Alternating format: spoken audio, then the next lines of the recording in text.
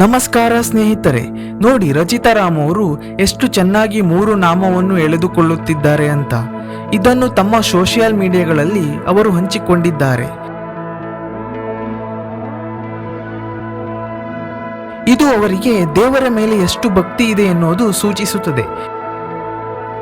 ಈ ಹಿಂದೆಯೂ ಕೂಡ ಅವರು ಕೊರಗಜ್ಜ ದೇವಸ್ಥಾನಕ್ಕೆ ಹೋಗಿ ತಮ್ಮ ಭಕ್ತಿಯನ್ನು ಸಲ್ಲಿಸಿದರು. ಇಂತಹ ನಟಿ ನಮ್ಮ ಕನ್ನಡದಲ್ಲಿರುವುದು ನಮಗೆ ಹೆಮ್ಮೆ ಅನಿಸುತ್ತದೆ.